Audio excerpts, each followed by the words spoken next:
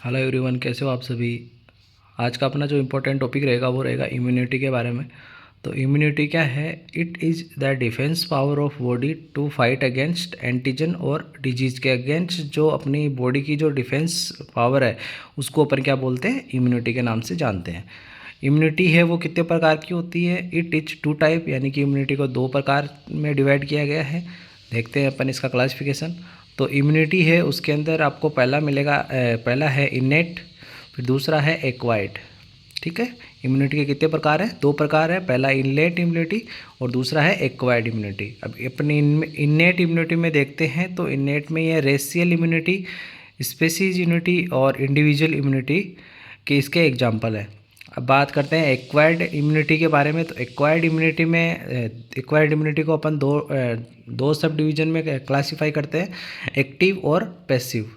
और एक्टिव और पैसिव को आगे फर्दर अपन क्लासीफाई करते हैं नेचुरल और आर्टिफिशियल, और इसी प्रकार से पैसिव को नेचुरल और आर्टिफिशियल। ये इसका इम्यूनिटी का हो गया क्लासिफिकेशन। एक्टिव इम्यूनिटी है उसके अंदर अपन क्या करते हैं? एंटीजन को एडमिनिस्ट्रेशन करते हैं, और पैसिव के अंदर अपन क्या करते हैं? डायरेक्टली एंटीबॉडी को एडमिनिस्टर करते हैं। अब पहले अपन ने इसका आगे डिटेल में देखते हैं। तो सबसे पहले अपन देखते हैं इन्नेट इम्यूनिटी। इन्नेट इम्यूनिटी क्या होती है? It is the immunity that present at birth and last for entire life. यानी कि इस प्रकार की इम्यूनिटी जो कि एट बर्थ प्रेजेंट होती है लेकिन ये पूरी लाइफ अपने चलती रहती है। जिसके एग्जाम्पल्स की अपन बात करें तो इसमें एग्जाम्पल रहेंगे आपके WBC, मैक्रोफेजेज, बेसोफिल्स, ईसिनोफिल्स और इंटरफेरॉन। ये इनके एग्जाम्पल रहेंगे इन्नेट इम्यूनिटी के। फिर नेक्स्ट आपका दूसरा जो क्लासिफिकेशन था एक्वायर्ड इम्यूनिटी। तो एक्वायर्ड इम्यूनिटी में क्या होता है? This type of immunity is achieved by person during his life. यानी कि पर्सन के द्वारा उसकी लाइफ के दौरान जो इम्यूनिटी अचीव की जाती है उसको अपन क्या बोलते हैं? एक्वायर्ड इम्यूनिटी के नाम से जानते हैं। अपन ने बताया था कि एक्वायर्ड इम्यूनिटी को फिर अपन दो टाइप्स में डिवाइड करते हैं, एक्टिव इम्यूनिटी और पैसिव इम्यूनिटी। तो अपन सबसे पहले एक्टिव इम्यूनिटी के बारे में बात करते हैं। तो इसमें क्या होता है कि body play an active role so it is long lasting. यानी कि एक्टिव इम्यूनिटी में अपनी जो बॉडी है वो एक्टिवली पार्टिसिपेट करती है, जिसके कारण ये क्या करते हैं? लॉन्ग लास्टिंग होती है, जिसके अंदर ये एक्टिव इम्यूनिटी कहलाती है। यानी कि इसमें बॉडी का जो रोल है वो एक्टिवली इसमें रहता है। और इसी प्रकार से एक्टिव इम्यूनिटी को अपन फर्दर दो टाइप से डिवाइड किया गया था, नेचुरल और आर्टिफिशियल में। तो सबसे पहले देखते हैं नेचुरल एक्टिव इम्यूनिटी। यानी कि नेचुरल एक्टिव इम्यूनिटी क्या होती है? नेचुरल एक्टिव इम्यूनिटी होती है जैसे किसी भी प्रकार का अपने को इन्फेक्शन, क्लिनिकली इन्फेक्शन हो गया, उसके बाद में अपने शरीर के अंदर जो इम्यूनिटी बन जाती है उसको अपन क्या बोलते हैं? Natural active immunity. और आर्टिफिशियल एक्टिव इम्यूनिटी की बात करते हैं तो ये क्या, किसके द्वारा प्राप्त होती है अपने को? Through the vaccination. यानी कि अपने को जो वैक्सीनेशन के द्वारा जो इम्यूनिटी मिलती है उसको अपन आर्टिफिशियल एक्टिव इम्यूनिटी के नाम से जानते हैं। फिर नेक्स्ट अपना जो टाइप है वो है पैसिव एक्वायर्ड इम्यूनिटी। तो पैसिव के अंदर क्या हो रहेगा? Body does not play active role. यानी कि इसमें बॉडी का किसी प्रकार का कोई रोल नहीं रहेगा।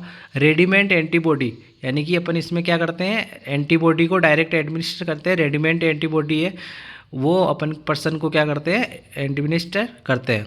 सो इट इज़ शॉर्ट एक्टिंग है। यानी कि ये शॉर्ट एक्टिंग है। जो एक्टिव था वो क्या था? लॉन्ग एक्टिंग था। तो इसके जो फर्दर टू टाइप्स है इसमें नेचुरल, पैसिव, एक्वायर्ड की बात करें तो antibody receive by mother during pregnancy और लैक्टेशन। यानी कि लैक्टेशन और जो प्रेगनेंसी है उसके द्वारा जो एंटीबॉडी रिसीव की जाती है IgG और IgA, उसको अपन किसके नाम से जानते हैं? नेचुरल पैसिव एक्वायर्ड इम्यूनिटी के नाम से। आर्टिफिशियल पैसिव एक्वायर्ड के नाम जो इम्यूनिटी है उसमें रेडीमेड इम्यूनोग्लोबुलिन्स और एंटीबॉडी को अपन क्या करते हैं?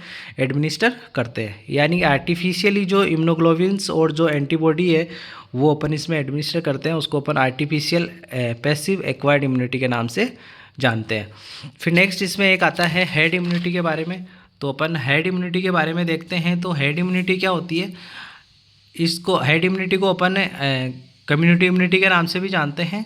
और if the maximum people of the community are immunized और vaccinated the risk of transmission will be minimize. यानी कि जो मैक्सिमम पीपुल्स है अपने कम्युनिटी के, उनको अगर इम्यूनाइज कर या वैक्सीनेटेड कर देते हैं तो जो बीमारी का जो ट्रांसमिशन का जो रिस्क है वो क्या, उसको अपन क्या कर सकते हैं?